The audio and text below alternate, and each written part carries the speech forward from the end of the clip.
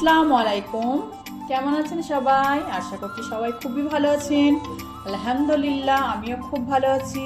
Welcome to my channel Ruma kitchen. Ruma কিচেনে আপনাদের সবাইকে স্বাগত। আজকে আমি রান্না করছি এগ চিকেন তড়কা। তো আমার রান্নাটা আপনারা প্রথম থেকে শেষ পর্যন্ত দেখতে থাকুন যে কিভাবে আমি এগ চিকেন তড়কাটা তৈরি করছি। আশা করছি আপনাদের খুবই ভালো লাগবে। দেখতেই পাচ্ছেন বন্ধুরা, আমি কিন্তু এখানে তড়কা ডাল নিয়ে নিয়েছি এবং এটাকে কিন্তু আমি প্রেসার কুকারে সেদ্ধও করে নিয়েছি।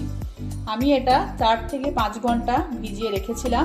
তারপরে কিন্তু প্রেসার কুকারে 5-6টা সিটি দিয়ে আমি এটাকে সেদ্ধ করে নিয়েছি। তাহলে দেখে নিন যে আমি এবার কিভাবে রান্নাটা করছি। বন্ধুরা, যেহেতু আমি এগ চিকেন তড়কা করছি তার জন্য তো আমাকে চিকেন নিতেই হবে। তো চিকেনটাকে আমি ঠিক এরকম ছোট ছোট পিস করে নিয়েছি। আপনারাও কিন্তু এরকম ছোট ছোট পিস করে নেবেন। চিকেনটা আপনারা আপনাদের তড়কার ডালের পরিমাণ অনুযায়ী চিকেনটা কিন্তু আপনি নিয়ে নেবেন। এখানে আমি ছোট ছোট চিকেনের পিস করে নিয়েছি। এখানে আমি 100 গ্রাম বোনলেস চিকেন নিয়েছি ছোট ছোট, আর আমি তড়কা ডাল নিয়েছি 250। গ্যাসের মধ্যে আমি একটা কড়াই চাপিয়ে দিয়েছি।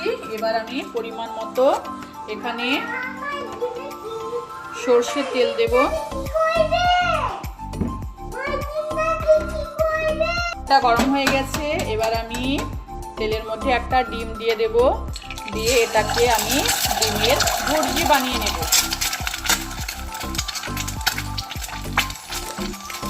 ডিমের মধ্যে আমি লবণ দিয়ে দেব।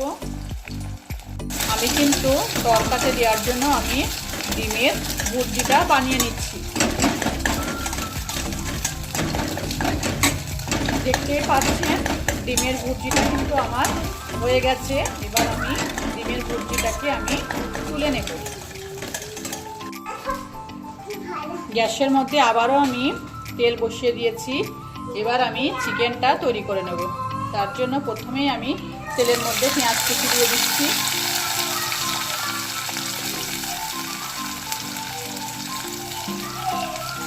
পেঁয়াজটাকে আমি হালকা ভাজা ভাজা করে নেব।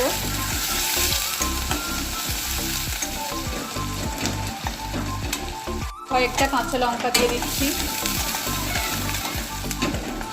পেঁয়াজটা আমার হালকা ভাজা ভাজা হয়ে গেছে। এবার আমি সমস্ত মশলাগুলো আমি দিয়ে দেবো। 1 চামচ আদা রসুনের পেস্ট দিয়ে দেবো, 1 চামচ জিরে গুঁড়ো দিয়ে দেবো, 1/2 চামচ ধনে গুঁড়ো দিয়ে দেবো।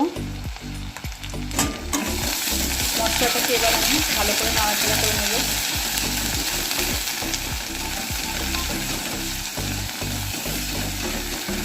গুঁড়ো দিয়ে দেবো পরিমাণ মতো।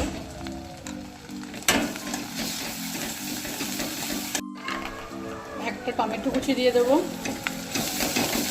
ভালোভাবে মশলাটাকে কষিয়ে নেব। মতো লবণ দিয়ে দেবো। আমি কিন্তু ডালের মধ্যে লবণ দিয়ে ডালটাকে সেদ্ধ করেছি, ওই জন্য লবণটা কিন্তু আপনারা বুঝিয়ে দেবেন।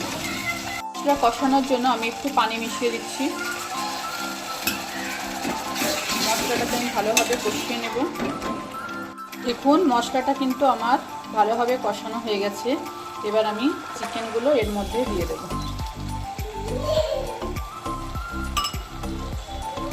চিকেনটা দিয়ে আমি খুব ভালোভাবে কষিয়ে নেব।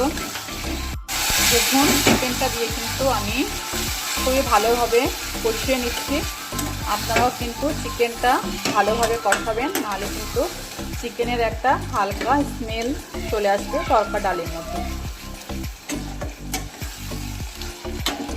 এবার আমি চিকেনের মধ্যে তড়কা মশলাটা দিয়ে দেব পরিমাণ মতো।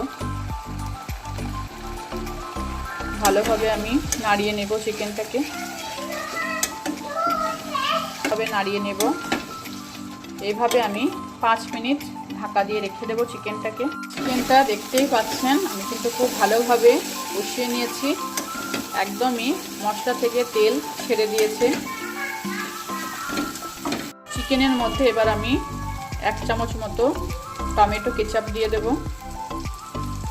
তাহলে খেতে খুবই টেস্টি হবে তড়কা ডালটা। সসটা দিয়ে কিন্তু আমি নাড়াচাড়া করে নিচ্ছি। এবার আমি ধনেপাতা কুচি ছড়িয়ে দিচ্ছি চিকেনের মধ্যে। ধনেপাতাটা দিয়েও আমি নাড়াচাড়া করে নেব।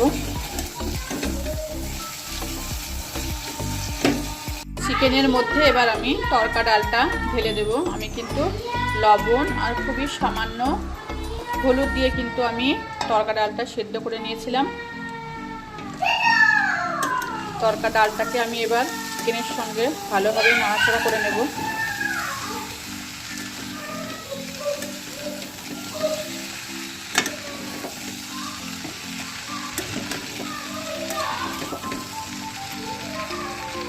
এখানে আমি পরিমাণ মতো পানি দিয়ে দেবো।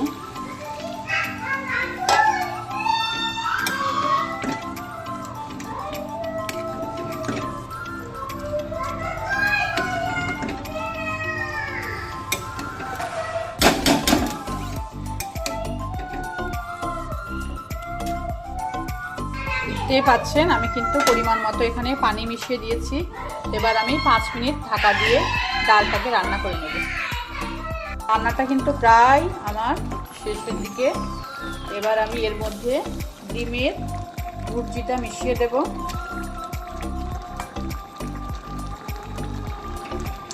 ডিমের ভুর্জিটা মিশিয়ে আমি নাড়াচাড়া করে নেব। ডিমের ভুর্জিটা দিয়ে আমি নাড়াচাড়া করে নিয়েছি। আর কিছু ধনেপাতা কুচি ছড়িয়ে দেব।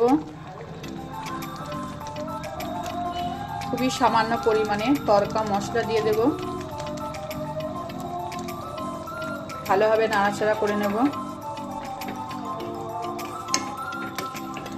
আপনারা কিন্তু অবশ্যই একবার এরকমভাবে এগ চিকেন তড়কা বাড়িতে তৈরি করবেন। এটা কিন্তু খুবই সুন্দর টেস্ট হয়। গরম গরম রুটির সঙ্গে কিন্তু এই শীতের রাতে খুবই সুন্দর লাগবে খেতে, কিংবা আপনারা ব্রেকফাস্টেও তৈরি করে দিতে পারেন। এবার আমি এর মধ্যে কিছু কাসুরি মেথি শুকনো খোলায় ভেজে নিয়েছিলাম, সেটা আমি হাতের সাহায্যে এরকমভাবে গুঁড়ো গুঁড়ো করে দেব। তাহলে কিন্তু তড়কা ডালটা খেতে অনেকটা ধাবা স্টাইলের মতো লাগবে। শেষে আমি এর মধ্যে 1 টুকরো বাটার দিয়ে গ্যাসটা বন্ধ করে চাপা দিয়ে রেখে দেব। বন্ধুরা, রান্নাটা যদি আমার ভালো লেগে থাকে তাহলে অবশ্যই আমার চ্যানেলটিকে সাবস্ক্রাইব করবেন, কমেন্ট করবেন, কেমন লাগছে আমার রান্না একটা লাইক দিয়ে দেবেন। আজকে আসছি, আবার কোনো দিন নতুন রেসিপি নিয়ে আপনাদের সামনে আমি হাজির হব। খোদা হাফেজ।